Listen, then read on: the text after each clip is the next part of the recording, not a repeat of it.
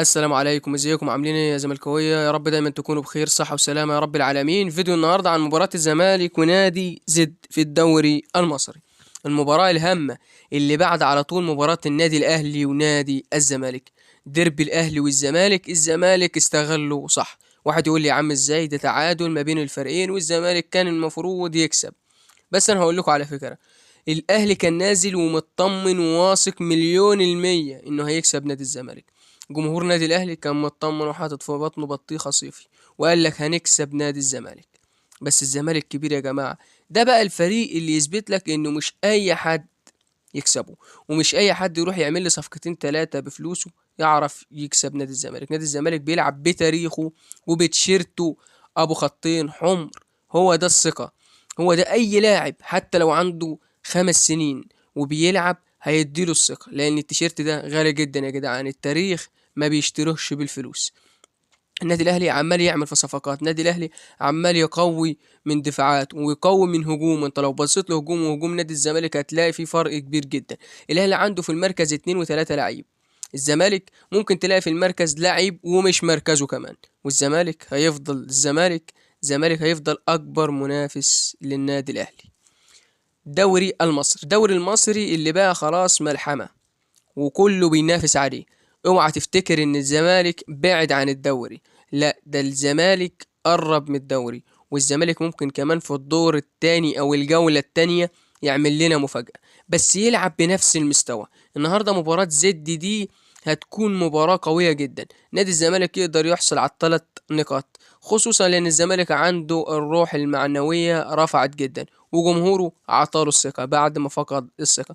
المدرب الجديد جوميز دماغه كده شكلها كبيرة قوي، وشكله هيكون مدرب توب. الزمالك بيعمل مدربين وبيعمل لعيبة.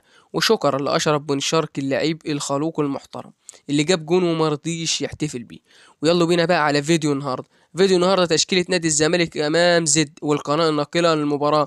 عودتكم دايما بنزل لكم فيديو كل يوم عن مباراة نادي الزمالك وعن كل ما يدور حولها، من سواء من لعيبة او حتى تشكيلة او كله الفيديوهات اللي تخص نادي الزمالك والاخبار حول نادي الزمالك. بس في حتة كده الفيديوهات عندي نزلت الفترة اللي فاتت دي، بدأ الكيرف ينزل خالص، مشاهدات ولايكات يا جدعان. والله العظيم انتوا ما بتخسروش اي حاجة ان عملتولي لايك او حتى اشتركتولي في القناة.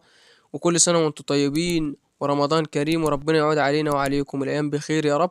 يلا بينا كده نخش على تشكيلة نادي الزمالك أمام زد في الدوري المصري. يدخل فريق كرة القدم الأول بنادي الزمالك مواجهة قوية عندما يلعب ضد زد في الجولة ال16 لبطولة الدوري المصري الممتاز، والمقرر لها اليوم الجاري عند تمام الساعة 7 مساء. من المنتظر أن يشهد تشكيل الزمالك المتوقع أمام زد بعض التغييرات في صفوف الفريق الأبيض. الفارس الأبيض، حيث يغيب عن تشكيلة الفارس الأبيض نبيل عماد دونجا للحصول على الإنذار الثالث في ماتش النادي، فيما سيعود إلى تشكيلة الزمالك المتوقعة ضد زد ناصر ماهر نجم الزمالك، والذي غاب عن مباراة الزمالك الأخيرة للإيقاف بسبب الأمور اللي هنقول عليها مش كويسة. ناصر ماهر لو كان في ماتش النادي الاهلي الماتش ده كان هيفرق، وكله عارف كده كويس. ناصر ماهر من اللعيبه الكويسه جدا، من لعيبه نص الملعب الحريفه اللي ممكن تمسك الكوره تعدي واحد واتنين تعمل ثرو من ورا ظهر المدافعين توصلك للجون. شكرا لناصر منسي اللي عمرك ما هتكون عند جمهور نادي الزمالك منسي. فعلا ده لعيب عنده روح قتاليه. نزل شوية صغيرين جدا من المباراة، استلم كورة وسط دفاع النادي الأهلي، لف وشه ولاعيبة نادي الأهلي ومدافعين نادي الأهلي بيتفرجوا عليه. هو خلي بالكو اللي عامل الجون، هو خلي بالكو اللي صانع الجون، وهو اللي يعتبر مساهم في نسبة 90% من الهدف.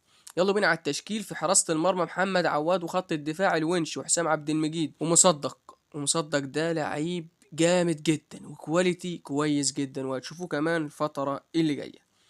بعد كده هندخل على عمر جابر ومحمد شحاتة وعبد الله السعيد وناصر ماهر وبنتايج. وفي الهجوم زيزو وناصر منسي. الراجل بقى بيلعب بحاجة كده ما تفهموش هو بيلعب ازاي.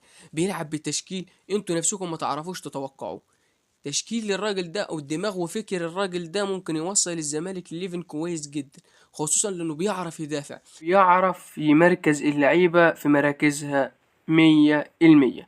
صحيح مدرب كويس، وإن شاء الله تفرحوا النهاردة بمباراة نادي الزمالك ونادي زد. لحد هنا وصلت نهاية الفيديو، ما تنساش تعمل لي لايك وتفعل الاشتراك، والسلام عليكم ورحمة الله وبركاته.